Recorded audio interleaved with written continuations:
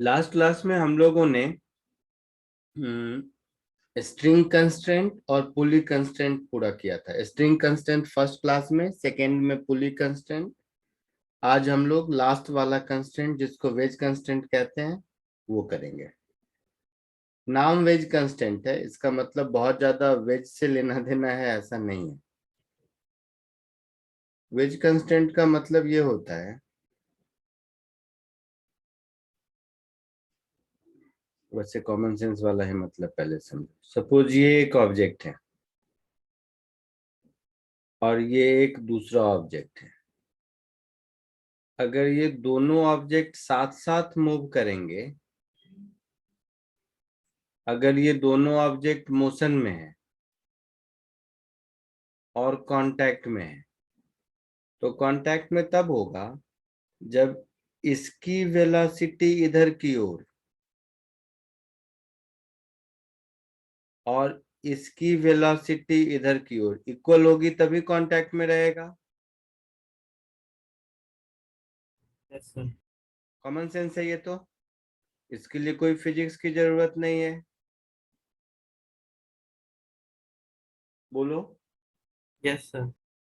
अच्छा, दूसरा कंडीशन देखो।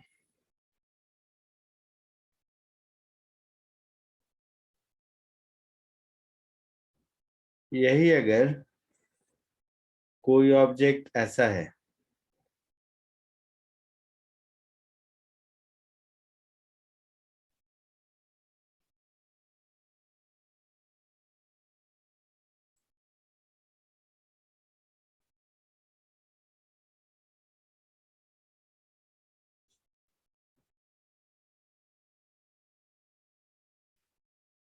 और इस पर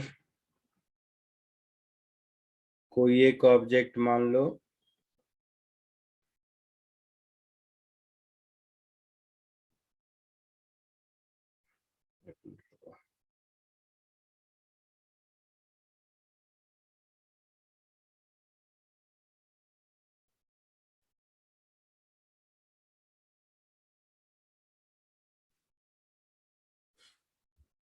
डायग्राम को थोड़ा ठीक करता हूँ।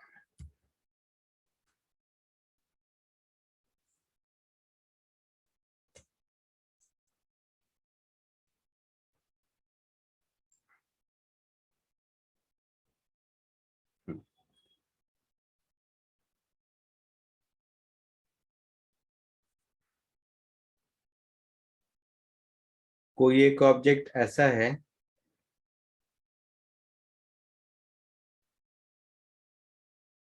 जो इधर जा रहा है, राइट लेफ्ट कहीं भी जा सकता है।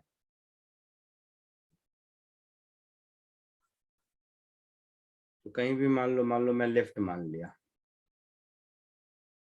तो ये ऑब्जेक्ट v वेलोसिटी से लेफ्ट जा रहा है। एक कोई और ऑब्जेक्ट है, किसी शेप साइज का हो सकता है, जैसे मान लो इस शेप का है। ये भी राइट लेफ्ट ऊपर नीचे जहां मन वहां जा रहा है। तो मान लो ये आ रहा है नीचे,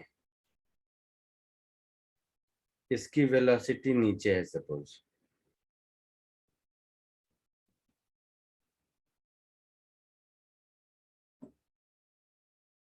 उससे भी अच्छा एकदम दिखे नीचे है, उसके लिए क्या करते हैं, अब क्लियर हो गया। चलो ऐसा कर देते हैं। ये एक वॉल बना दिया, ठीक है, और साथ में ये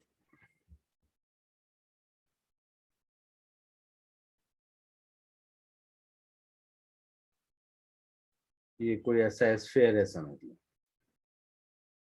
देखो, ये स्फीयर मान लो नीचे जा रहा है, ये तो आगे पीछे नहीं जा सकता है, नीचे ही जा सकता है। यस। अच्छा, अब मुझे ये कंडीशन ढूंढनी है कि ये दोनों कांटेक्ट में रहेगा। तो कॉमन सेंस से देखो,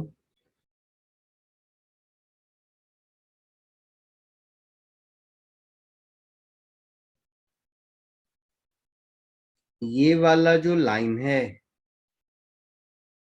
जो दोनों का नॉर्मल है, नॉर्मल मतलब कि ऐसे ऐसे ऐसे यहां से पास करेगा ऐसा। तो कॉमन सेंस हमारा ये कहता है कि अगर दोनों को कांटेक्ट में रहना है तो अलोंग कॉमन नॉर्मल दोनों की वेलोसिटी सेम होनी चाहिए। तो समझे या नहीं?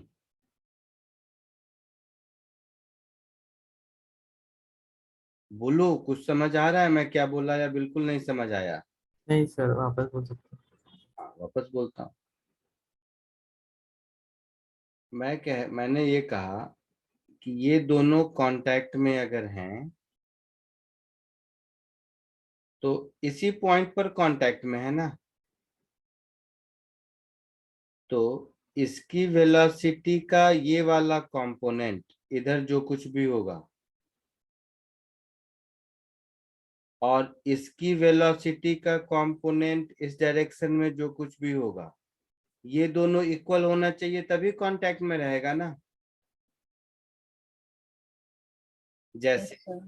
बी ए को, स्फेयर को नाम अगर मैंने बी दे दिया और इस सिस्टम को नाम ए दे दिया, तो ए बी से जिस रेट से दूर जा रहा है बी ए को उसी रेट से फॉलो करेगा ना, न कम न ज्यादा, तभी कांटेक्ट में रहेगा।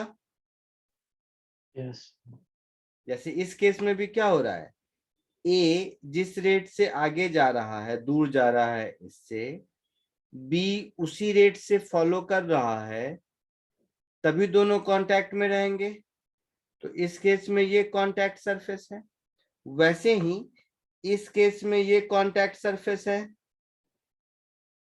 ना। तो बी का एक्चुअल डायरेक्शन ऑफ मोशन नीचे है, बट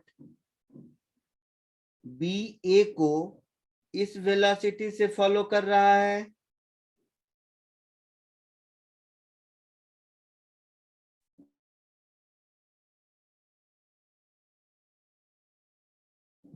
सेम डायरेक्शन में जाता तब तो दोनों की वेलोसिटी सेम होती। बी जा रहा है नीचे, तो बी की वेलोसिटी का कंपोनेंट जो ए को फॉलो कर रहा है वो ये वाला वेक्टर है ना।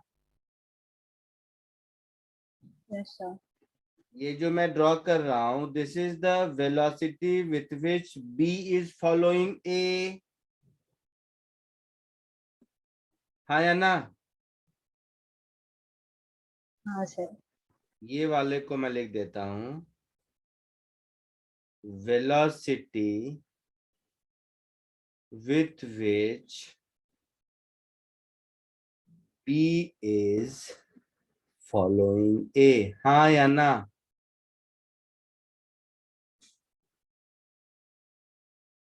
और ये वाला जो रेड वाला लाइन है इसको हम बोलेंगे velocity with which A is moving away from B।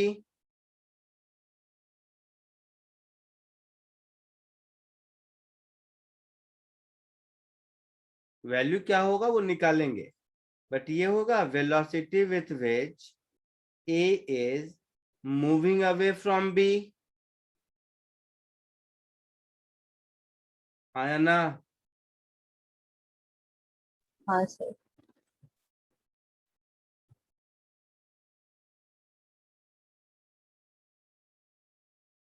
तो जब सेम डायरेक्शन में होते हैं तब तो कोई दिक्कत नहीं, बट जब ऑब्लिकली हैं तो बी वी बी से नीचे जा रहा है, इसका मतलब वी बी से ए को फॉलो नहीं कर रहा है, वो ए को फॉलो कर रहा है अपने वी बी के इस वाले कंपोनेंट से, है ना। और ए बी से दूर जा रहा है ये रेड वाले कंपोनेंट से। अब आओ एंगल पे, ये एंगल अगर थीटा है तो ये एंगल भी थीटा होगा।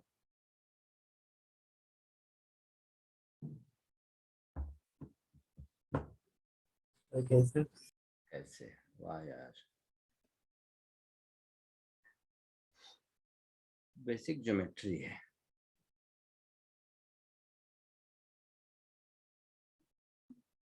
बेसिक ज्योमेट्री ऐसे है कि नीचे ही कर देता हूँ।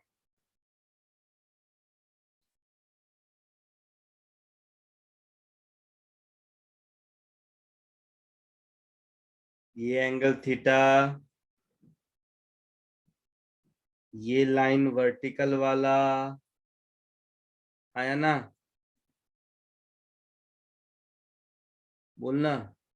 हाँ सर। और ये लाइन इंक्लाइंड प्लेन पर परपेंडिकुलर है, ऐसा। सर ये एंगल अगर थीटा, ये 90, तो ये 90 माइनस थीटा, और ये 90 माइनस थीटा, मतलब ये थीटा हो गया।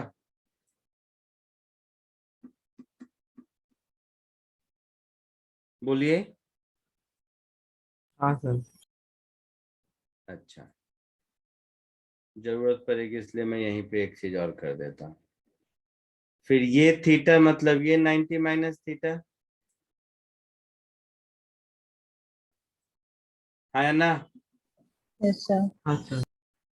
तो अब इसी डायग्राम को मैं ऊपर ले जाता हूँ, तो ये थीटा होगा, और यहीं से देखो ये 90 माइनस थीटा होगा।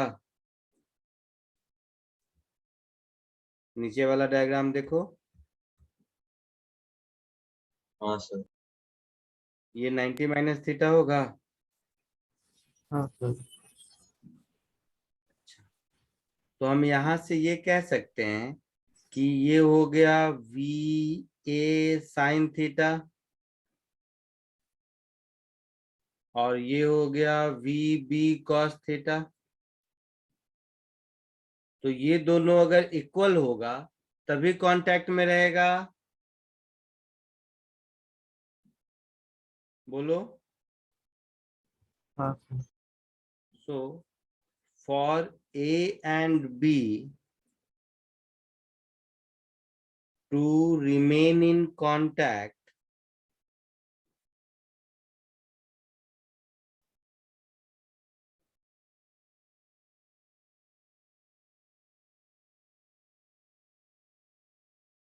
We A sine theta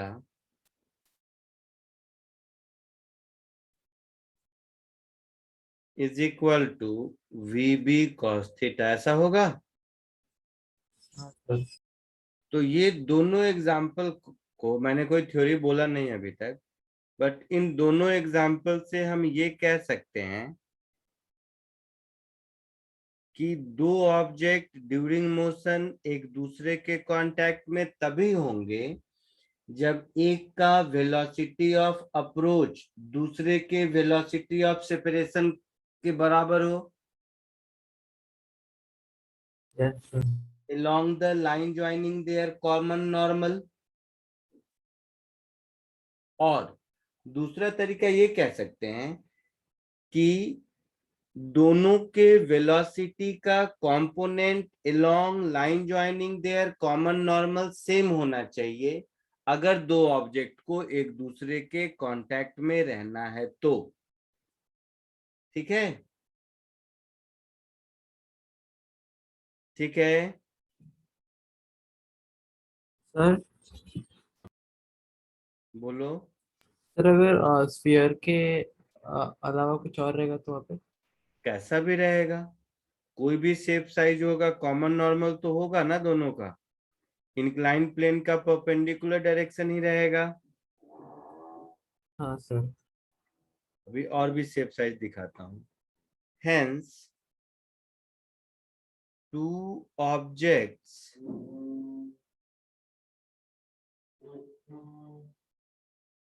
during motion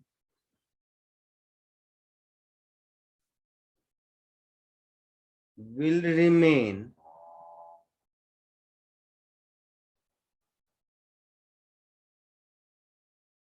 in contact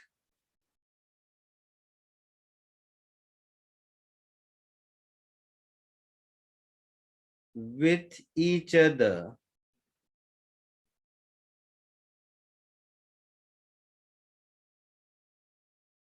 only when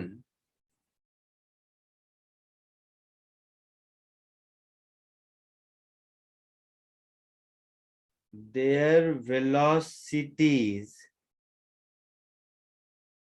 acceleration, velocity रहेगा तो velocity, acceleration रहेगा तो acceleration, along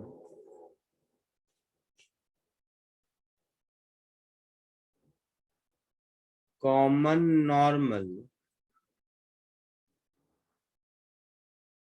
are equal। यही मतलब हुआ ऊपर वाले दोनों एग्जाम्पल का मीनिंग यही हुआ ना, बोलो। ऊपर वाले दोनों एग्जाम्पल का आउटकम यही है ना। हाँ सर। हाँ सर। तो इसी का नाम है वेज कंस्टेंट। वेज कंस्टेंट कोई अलग से थ्योरी नहीं है, इसी कॉमन सेंस को हम लोग वेज कंस्टेंट कहते हैं। ठीक है, so known as wedge constraint. तुम लोगों ने लिखा तो नहीं? नहीं सर। नहीं सर। तो आप लोग कैसे लिखो, मुझे तो समझाना था इसलिए मैंने ऐसा कहा। आप लोग ये नोट पहले लिखो और एग्जाम्पल बाद में लिखो, ठीक है। हाँ सर। आप लोग ये नोट पहले लिखिए और ए बी एग्जाम्पल बाद में लिखिए।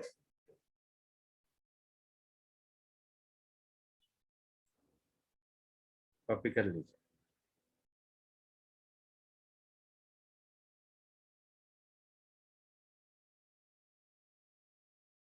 सर बोलिए। सर हमारा मेजर टेस्ट के लिए कहाँ तक आ रहा है न्यूटन लॉ में? कब है मेजर टेस्ट? 15th को है। अभी टाइम है, जितना पढ़ाऊंगा उतना आएगा। ठीक है सर।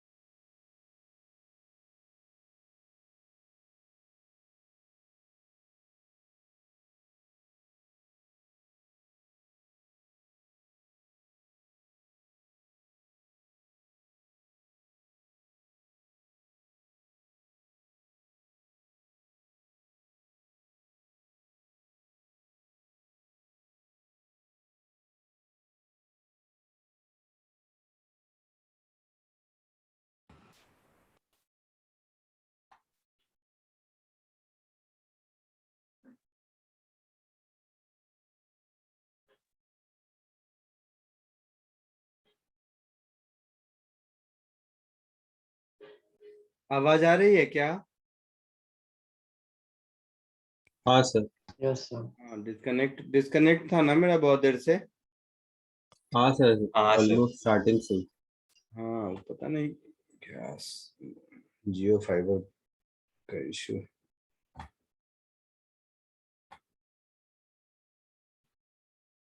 दिख रहा है अभी? अरे लोड हो गया।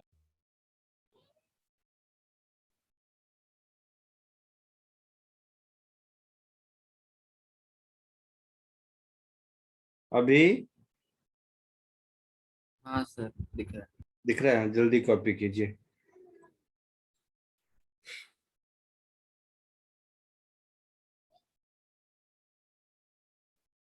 सर आप थोड़ा जूम इन कर सकते हैं? हाँ हाँ, करता हूँ।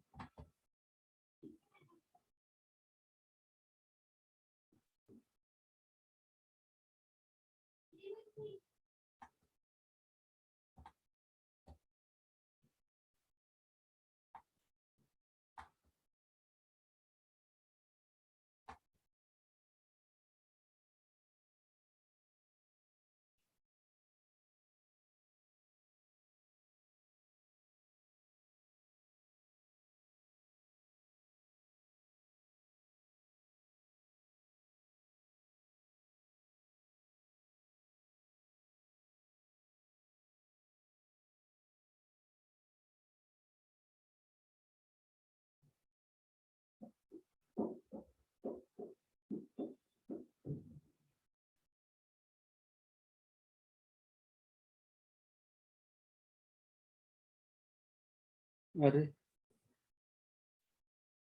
क्या हो गया देखो। क्या सर, कुछ नहीं। दिख रहा है क्या तुम लोगों को? हाँ सर, अभी तक तो दिख रहा है। पता नहीं, मेरा स्क्रीन चला गया।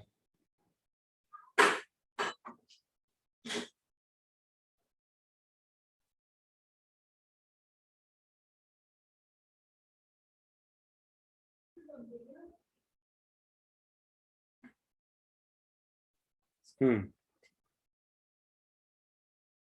अभी दिख रहा है? हाँ सर। ठीक है। हाँ, अब मुझे लगता है प्रॉपर हो गया। लिखिए फटाफट, जल्दी कीजिए, बहुत नेट के चक्कर में टाइम जा रहा है मेरा। सर हो गया। हो गया, आगे बढ़ूं? सर एक मिनट। हम्म,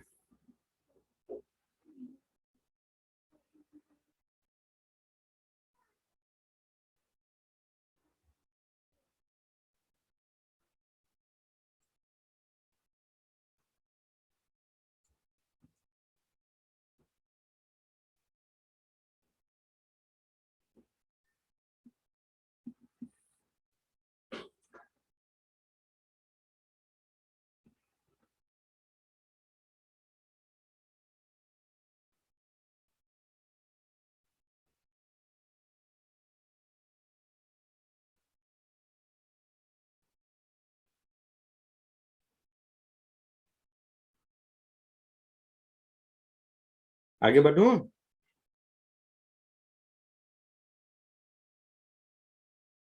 हाँ सर। ठीक है, चलो फटाफट कुछ प्रैक्टिस कराता हूँ इसके।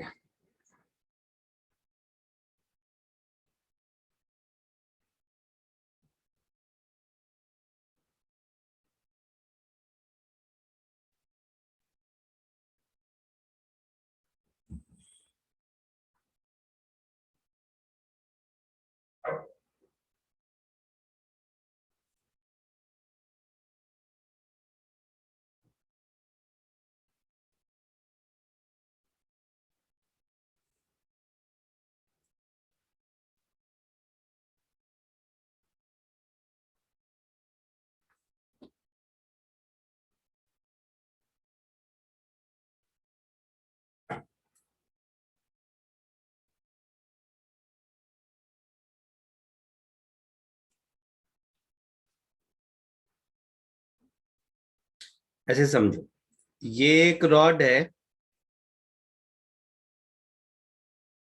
जो इस ग्रूव में ऊपर नीचे जा सकता है। ठीक है, ये एक इंक्लाइन प्लेन है बी, जो राइट या लेफ्ट जा सकता है। हाँ सर।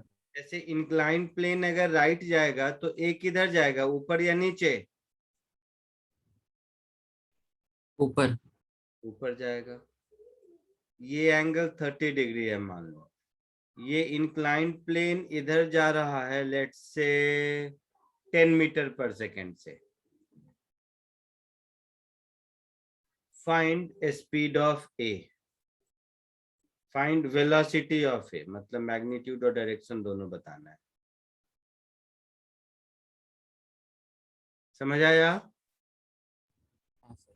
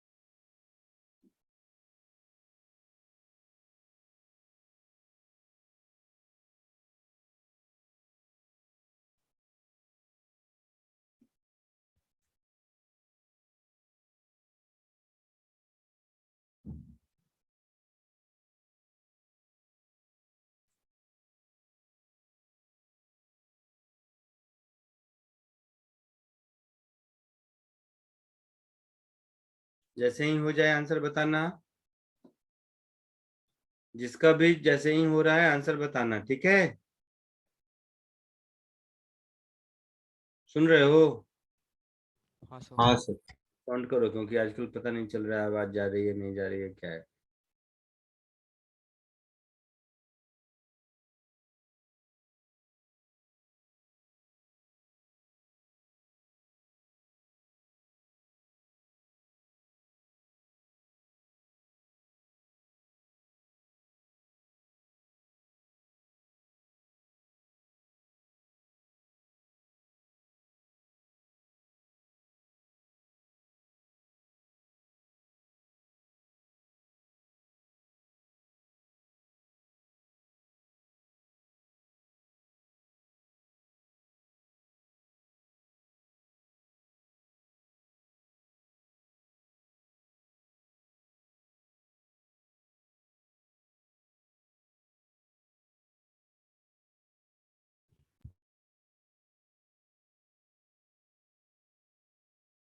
सर हो गया।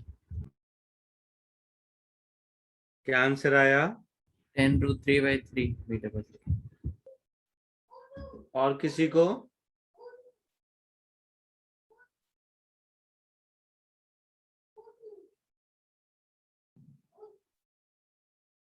और किसी को कुछ आंसर आया?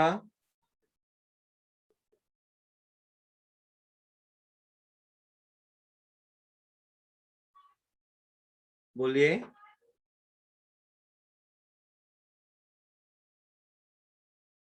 नहीं। चलिए देखिए इधर, कॉमन सेंस है, कुछ भी होगा ए की वेलोसिटी ऊपर होगी, होगी। Yes sir. So let it be V A. और बी की वेलोसिटी इधर है, which is 10 metre per second. है ऐसा? Yes sir. तो as a theory along common normal, मतलब इधर दोनों की वेलोसिटी सेम होनी चाहिए।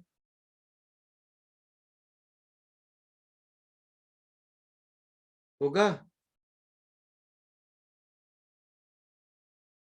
यही थ्योरी है ना बेटा? बोलो बोलो बोलो। हाँ सर।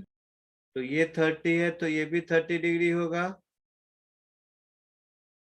और ये 60 डिग्री होगा।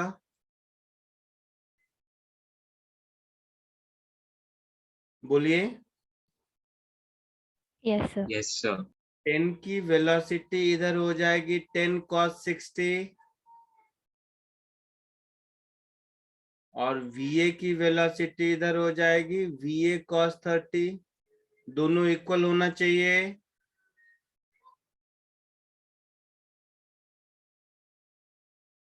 ये 60 है, दोनों इक्वल होना चाहिए। बोलिए। हाँ sir.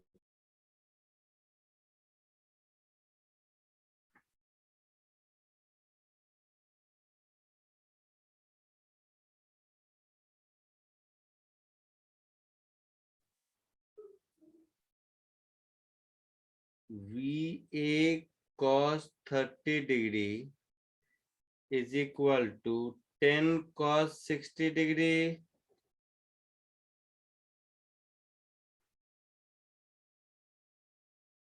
cos 30 √3/2 cos 60 1/2. So VA is 10 upon √3 meter per second in upward direction. किसी को कोई डाउट? No sir. पक्का?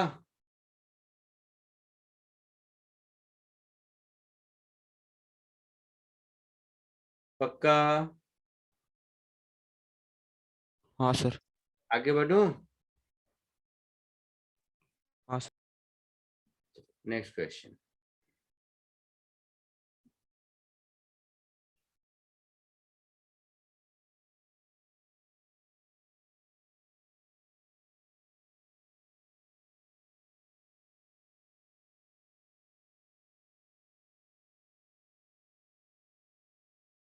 एक और इसको देखिए, सबने लिख लिया है? आगे बढ़ूं?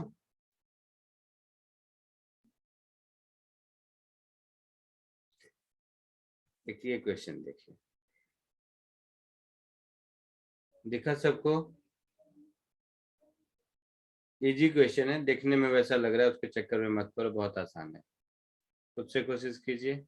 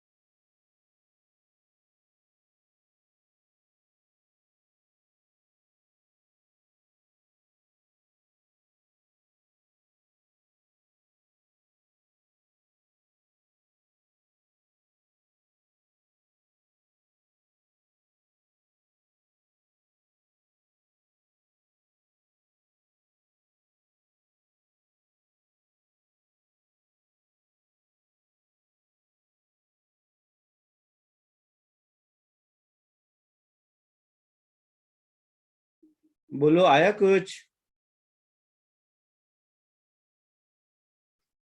बोलो।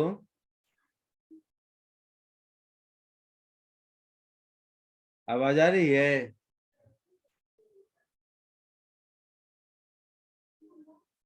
आवाज आ रही है?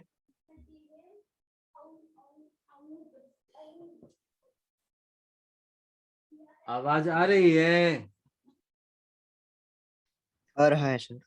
सर आंसर कुछ आया?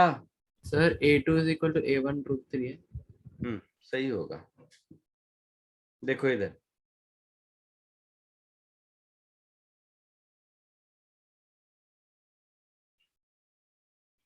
ये इन दोनों का कॉमन नॉर्मल है।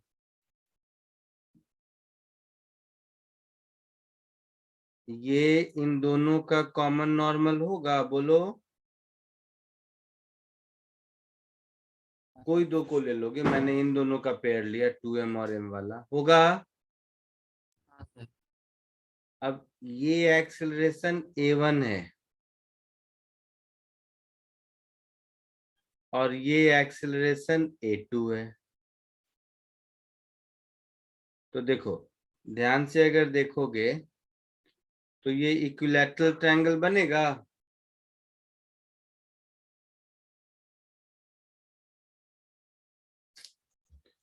तीनों के, चलो इसको हटाओ, तीनों के सेंटर को ज्वाइन करेंगे तो इक्विलैटरल ट्रायंगल बनेगा, हाँ या ना? हाँ सर बनेगा। बनेगा। चलो वही बात करते हैं, तो ये सब बनेगा। तो ऐसे समझ लीजिए कि ये एक इक्विलैटरल ट्रायंगल बन गया। बन गया। मैं इन दोनों, कोई दो को लिख सकते हैं, मान लो मैं इसको लेता हूं, इसका नाम A और इसका नाम B। तो मेरे डायग्राम में ये हो गया A और ये हो गया B। कोई दिक्कत? A की वेलोसिटी इधर है, वेलोसिटी नहीं, एक्सीलरेशन इधर है A1, हाँ सर। और B का इधर है A2, है ऐसा? हाँ सर। ये एंगल 60 डिग्री होगा, तो ये भी 60 डिग्री होगा, ये 30 डिग्री होगा। बोलिए।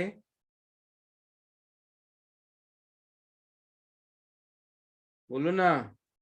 सर होगा। तो A2 का component along line joining them, या कॉमन नॉर्मल बोलोगे तो ये हो जाएगा A2 cos 60 डिग्री, और ये हो जाएगा A1 cos 30 degree.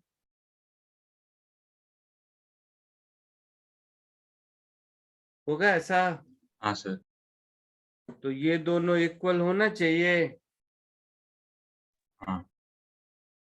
So A1 cos 30 degree is equal to A2 cos 60 degree. cos 30 √3/2, cos 60 1/2। So A2 is A1 √3। यही बोला था किसी ने आंसर? हाँ सर। Very good. सब कुछ समझ आया? Yes sir.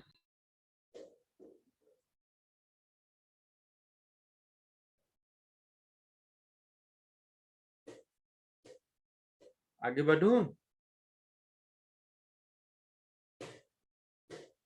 हाँ सर। पक्का?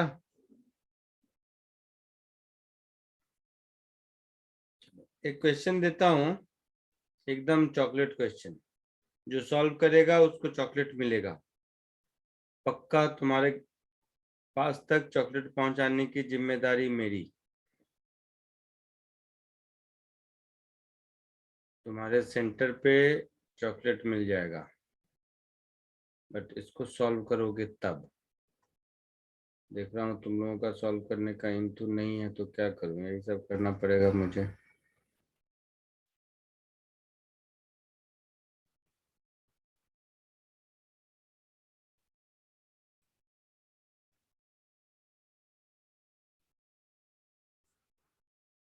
लिखना मत, पहले क्वेश्चन समझ लो आराम से, उसके बाद लिखना।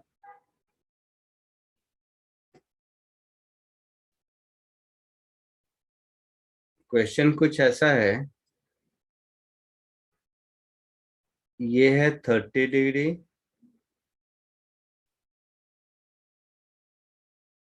ये है 60 डिग्री। ये एक स्फीयर है जो इन दोनों के कांटेक्ट में है।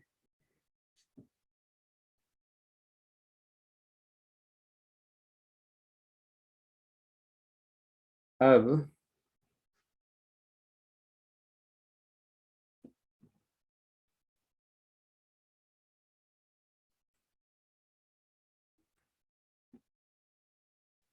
कुछ ऐसा नाम दे देते हैं, इसका नाम ए, इसका नाम बी, इसका नाम सी। ठीक है, यहां तक कोई दिक्कत? हाँ सर। ए इधर जा रहा है यू वेलोसिटी से, यू स्पीड से कह लो।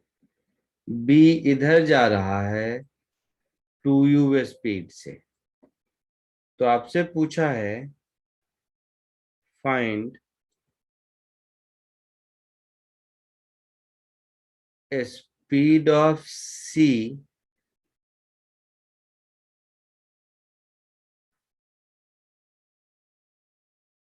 keeping in contact with A and B।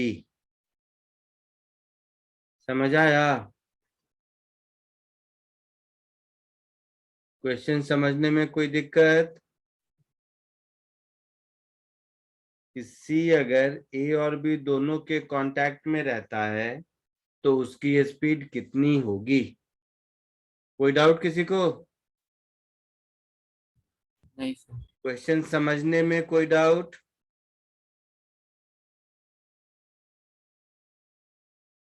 नहीं ना? कोशिश करो इसको, टाइम लो चलेगा, बट दिमाग, कोई ऐसी चीज नहीं है जो आपको नहीं मालूम है, दिमाग लगाइए केवल।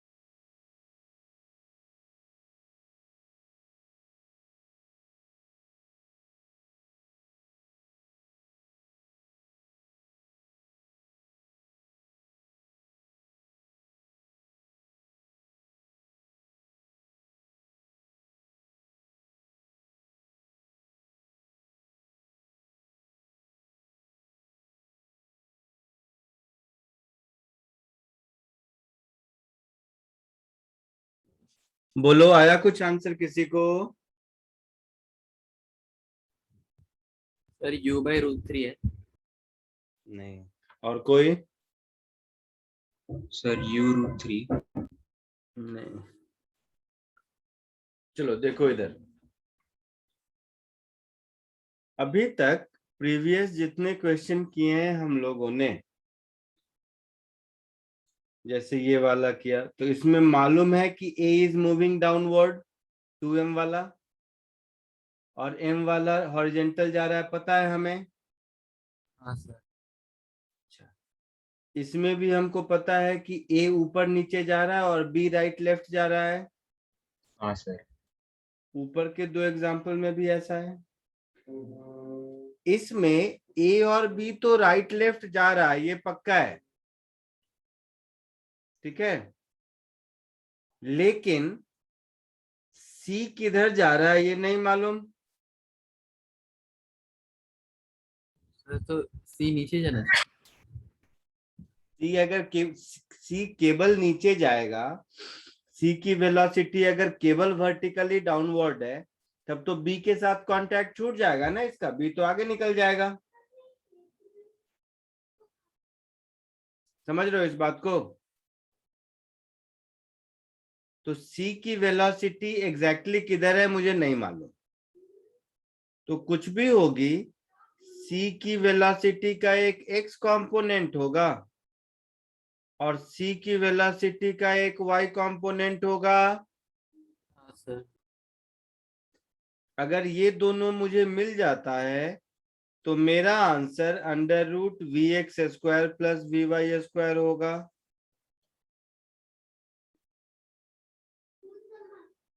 होगा? हाँ सर। अच्छा, अब C को B के साथ कांटेक्ट में रहना है, तो Vx is nothing but 2u। सोच के देखो।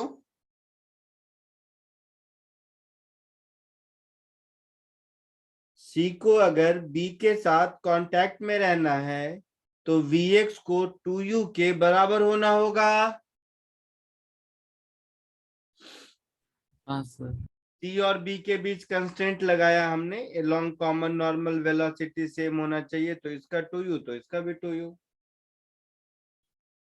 तो Vx मिल गया। हाँ सर। अब Vy के लिए देखो, मतलब मैंने C और B का कंस्ट्रेंट लगा दिया, अब मुझे C और A का लगाना है। तो C और A का कॉमन नॉर्मल ये हुआ, ये 30 डिग्री, तो ये 30 डिग्री, ये 30, तो ये 60 डिग्री, हाँ या ना? हाँ सर। और ये 60 डिग्री, तो U का कंपोनेंट इधर U cos 60 हो गया, Vy का कंपोनेंट इधर Vy cos 30 हो गया, हो गया, और Vx का कंपोनेंट इधर Vx cos 60 हो गया। बोलो। हाँ सर। तो मैं A और C के बीच कंस्ट्रेंट लगाता हूं, B और C के बीच लगा दिया, लिखा नहीं मैंने, समझ आ गया कि Vx 2u है। हाँ सर। तो उसी तरह अप्लाइंग कंस्ट्रेंट रिलेशन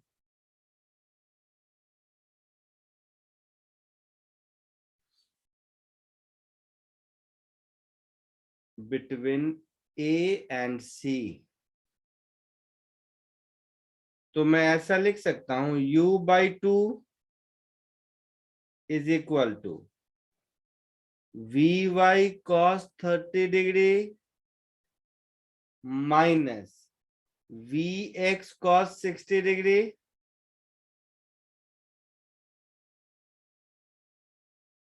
सोच के बोलिए हाँ या ना।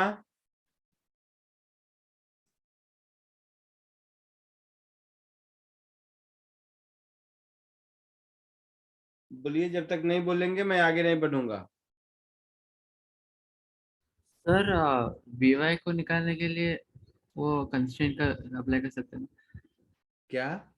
ना? वी वाई को निकालने के लिए हमने पहले जो किया था वही अप्लाई कर सकते हैं ना? हाँ तो वी वाई की वजह से तो वी वाई कॉस 30 इधर है, लेकिन वी एक्स भी तो प्रेजेंट है, तो इसकी वजह से वी एक्स कॉस 60 इधर है। तो net velocity towards common normal V Y cos 30 minus V X cos 60 होगा ना।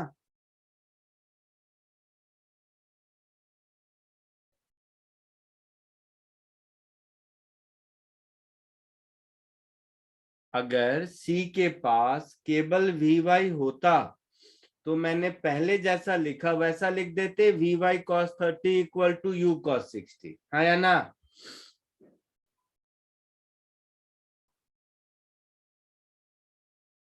बोलो।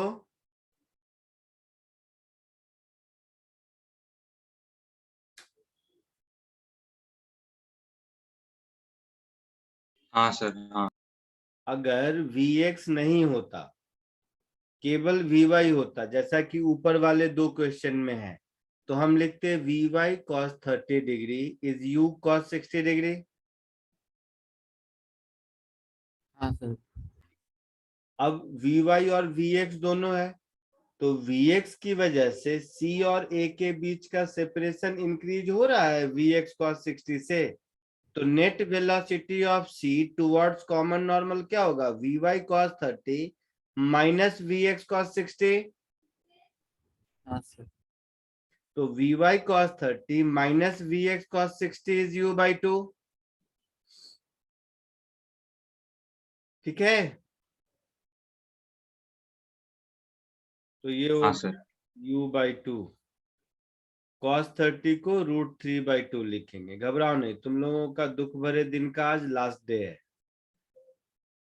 इसके बाद लॉज ऑफ मोशन, मतलब ये भी हम लोग लॉज ऑफ मोशन ही बोलते हैं, बट हाँ उसके बाद लॉज ऑफ मोशन शुरू होगा। अगला 2-3 महीना तुम लोगों का लाइफ बहुत मजेदार चलेगा।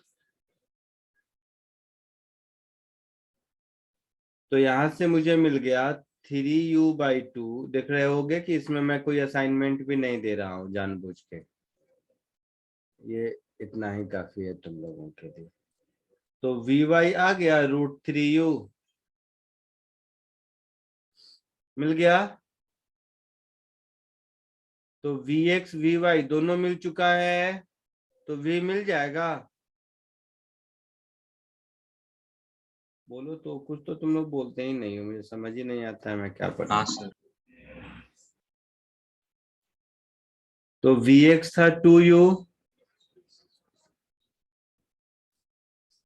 और वी वाई मिला √3u। तो ये हो गया u√7 या √7u ऐसा।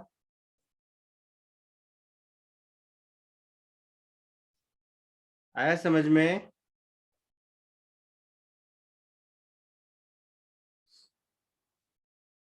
इसको कॉपी कर लो।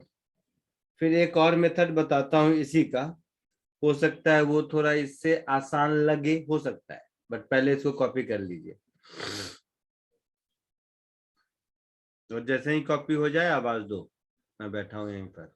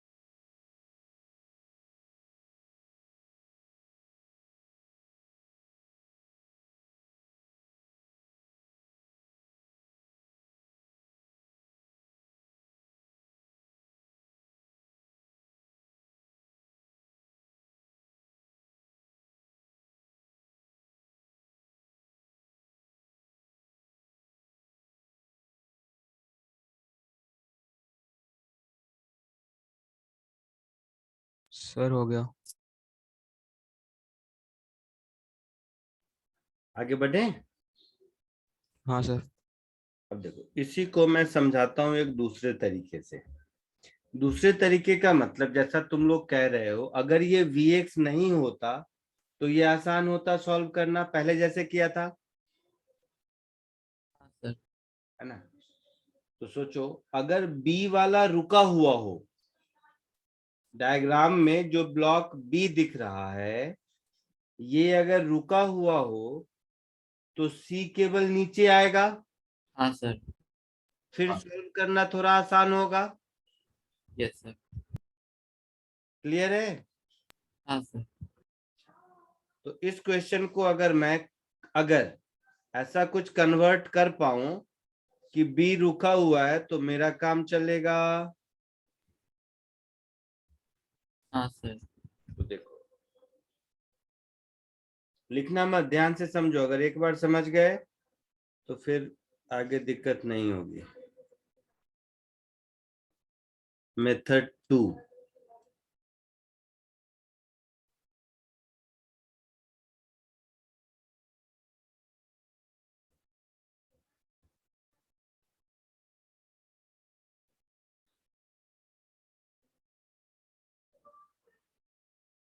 अगर मैं, ध्यान से सुनना सब, बी को रोक दूं,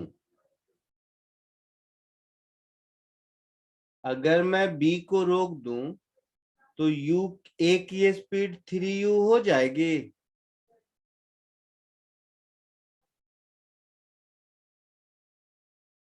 बोलो। सर नहीं समझा। नहीं समझा। ए यू से राइट जा रहा है,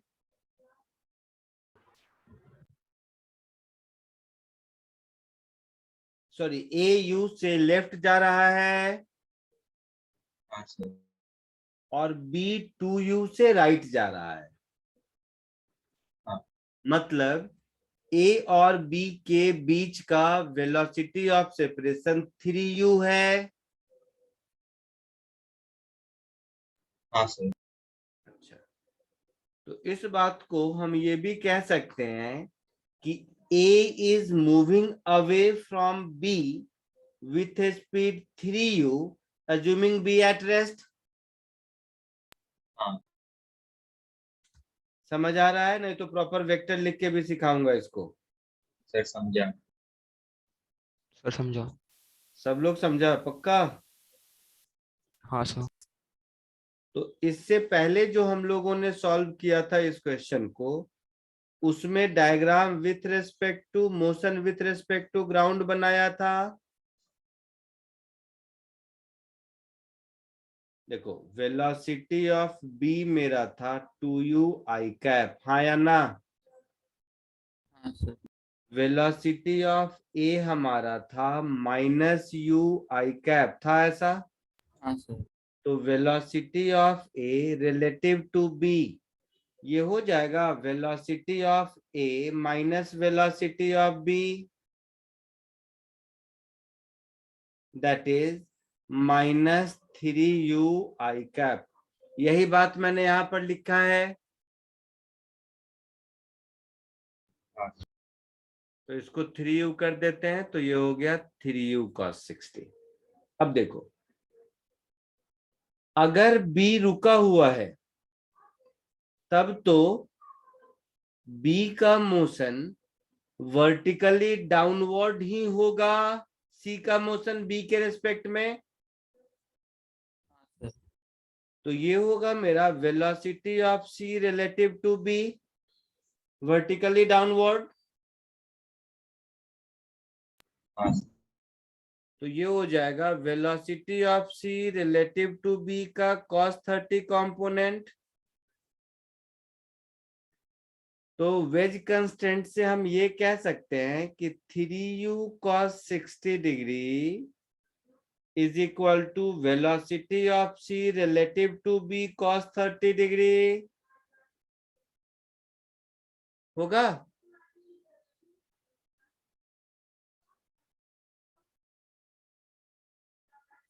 बोलो। हाँ तो यहां से मुझे मिल गया कि velocity of C relative to B is √3u।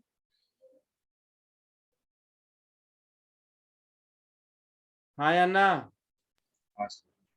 अब देखो वेक्टर फॉर्म में लिखो, तो velocity of C relative to B ये मेरा हो गया -3u(j)। आया ना? हाँ सर। तो इसको मैं लिखूंगा velocity of C minus velocity of B is -√3u(j)।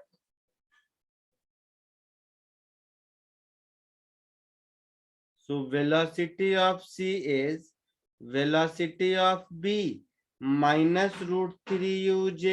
ऐसा होगा, that is 2u(i) minus √3u(j)। किसी को कोई दिक्कत हो रही है तो बोलिए।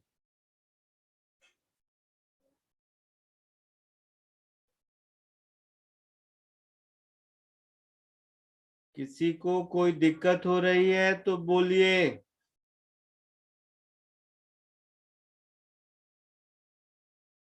नहीं सर। सेम आंसर आया?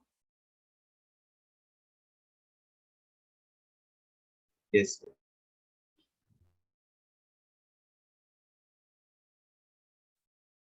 पक्का? सर एक ये मेथड को एक और बार समझा सकते हो? क्या समझाना है बोलो, तुम्हारे सामने मैं बताता हूँ। क्या एग्जैक्टली पूछना चाहते हो बोलो। 4th स्टेप से। अरे वो सब 4th स्टेप कौन है मुझे क्या पता। कहाँ एग्जैक्टली बोलो ना, कहाँ पे, क्या लाइन पढ़ो जो स्टेप तुम बोल रहे हो। Velocity of c with respect to b is equal to -√3u(j)। VCB √3u मिला, ये सही है? हाँ सर। किधर मिला? नीचे की ओर। हाँ बोलो। तो मैं उसको -√3u(j) लिखूंगा। हाँ सर। अच्छा, velocity of C relative to B का मतलब होगा velocity of C minus velocity of B. ये मालूम है या नहीं? नहीं सर। नहीं। Very good. तो आगे बढ़ो, वही एग्जैक्टली बोलोगे तो मैं उसका बताऊंगा। ये नहीं मालूम है। काइनेमेटिक्स शुरू हुआ है हाँ सर हो गया। और वेक्टर मैं सिखा चुका हूं। हाँ सर। तो जिसको भी रिलेटिव वेलोसिटी या रिलेटिव पोजीशन में डाउट है सब इधर देखो।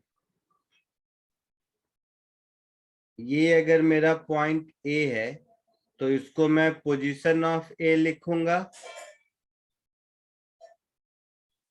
हाँ सर।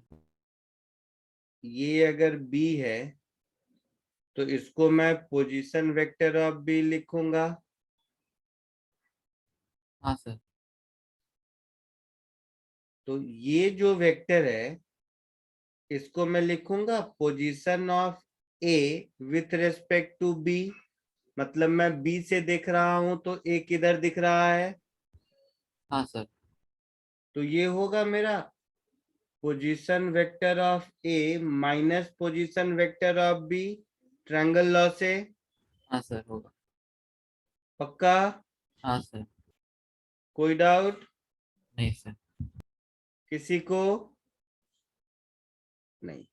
तो मेरे पास एक फॉर्मूला मिल गया, मैं बताया भी था पोजीशन वेक्टर में भी, दोबारा बता रहा हूं कि position of A relative to B is position of A position vector of A minus position vector of B. इसको दोनों डिफरेंशिएट कर दो।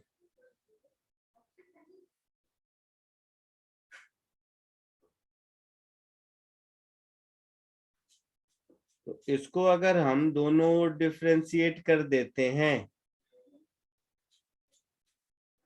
तो मैं ऐसा लिखूंगा d/dt of position of A relative to B is equal to D by D T of position of A हाँ sir. Minus D by D T of position of B. तो rate of change in position is nothing but velocity, पढ़े होगे kinematics में। हाँ sir. तो ये velocity of A minus velocity of B हो गया। So velocity of A relative to B का फॉर्मूला मिल गया, velocity of A relative to B. हाँ सर। तो इसी कॉन्सेप्ट को मैंने ऊपर यूज किया है।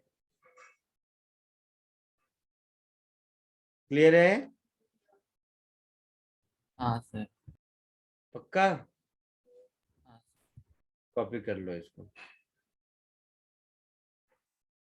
समझ की कॉपी कर लो। कोई भी किसी को जरा सा भी दिक्कत है तो बताओ। नेक्स्ट क्लास से आपका इजी लाइफ स्टार्ट हो जाएगा। बस ये लास्ट था आपका डिफिकल्ट लाइफ, फिर डिफिकल्ट आएगा 5 महीने बाद आएगा। अभी कमिंग 4-5 मंथ्स आपका लाइफ थोड़ा इजी चलेगा। नेक्स्ट लेक्चर ऑनवर्ड्स, ये अभी तक आपकी जिंदगी का कष्ट था जो खत्म हो गया। लग रहा होगा तुम लोगों को ना कि क्या चल रहा है सर, क्या क्या पढ़ा रहे हैं, डिफरेंशिएशन, इंटीग्रेशन, वेक्टर। तुम लोगों के दिमाग में ऐसे ऐसे ख्याल आ रहे हैं? सर कभी कभी आता है। आते हैं ना। पढ़ाई पर से विश्वास उठ गया होगा कि क्या चल रहा है, कितना बढ़िया स्कूल में पढ़ रहे थे हम लोग। ऐसा भी फीलिंग आता होगा मन ही मन। हाँ सर। सर थोड़ा टफ लगता है, लेकिन ऐसा नहीं लगता है कि स्कूल में पढ़ रहा था तो अच्छा था। फिर मन ही स्कूल मन, ज्यादा इजी लगता है। मन ही मन ये भी लगता होगा कितना अच्छा केमिस्ट्री है अपना, नोट करो लिखो जाओ। मैथ्स भी ऑलमोस्ट वैसा ही है, स्कूल में पढ़ते थे उसी में थोड़ा एडवांस लेवल है। फिजिक्स पता नहीं बदल गया, इसमें फिजिक्स तो है ही नहीं। फिजिक्स के नाम पे सर मैथ्स पढ़ाए जा रहे हैं, ऐसा लगता होगा। हाँ सर कभी कभी। कोई बात नहीं, ऐसा लगता रहेगा 2 साल तक, लेकिन अगले साल से ये लगना, तो अगले लेक्चर से ये लगना थोड़ा कम हो जाएगा। सर हाँ। जेई के जैसे 4 अटेम्प्ट होता है ना, तो हम लोग फर्स्ट अटेम्प्ट तक जैसे जान में होता है तब तक हम लोगों का पूरा सिलेबस खत्म हो जाएगा। उससे पहले हो जाएगा, और रिवीजन वगैरह मतलब सब हो कितनी? जाएगा।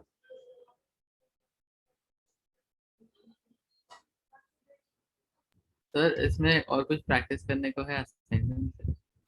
ये इस कंस्ट्रेंट में कह रहे हो? हाँ सर। हाँ मिलेगा सर। मिलेगा। लॉज ऑफ मोशन अभी शुरू करेंगे नेक्स्ट लेक्चर से।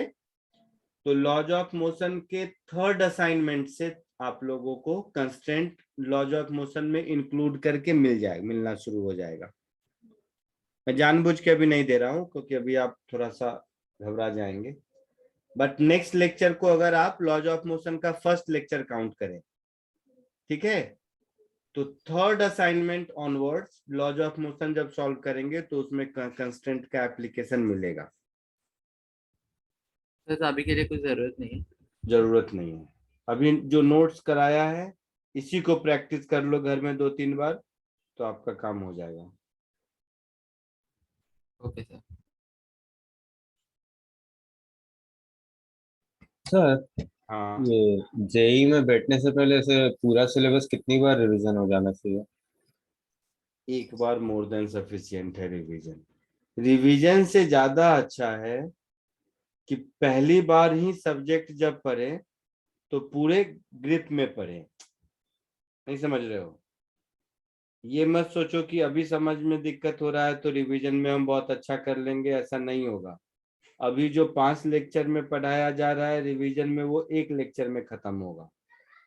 तो मेरे ओके हिसाब सर। से रिवीजन से ज्यादा इम्पोर्टेंट होता है कि फर्स्ट टाइम जब पढ़ रहे हैं उसी समय एकदम कॉन्सेप्ट बहुत अच्छा हो जाए, वो ज्यादा इम्पोर्टेंट है। Yes sir.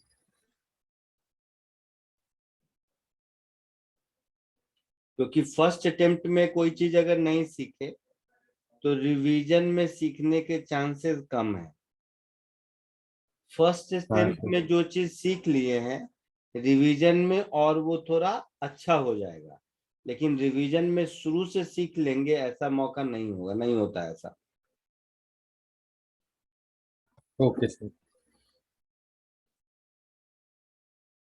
Second method copy कर लो सब लोग, किसी को कोई दिक्कत हो तो बताओ। सर तो अगले वीक के मेजर टेस्ट में कहाँ न्यूटन हाउस में कहाँ तक आएगा? जहां तक क्लास खत्म होगा वहां तक आएगा, नया कुछ नहीं आएगा, घबराओ मत। नहीं पढ़ाया हुआ बिल्कुल नहीं आएगा। Okay sir. ठीक है, जल्दी कॉपी कर लीजिए सब लोग, जिसका नहीं हुआ है। आज के लिए इतना ही, नेक्स्ट लेक्चर से मिलेंगे। होपफुली आप लोगों की लाइफ थोड़ी नेक्स्ट लेक्चर ऑनवर्ड आसान हो जाए। Thank you sir.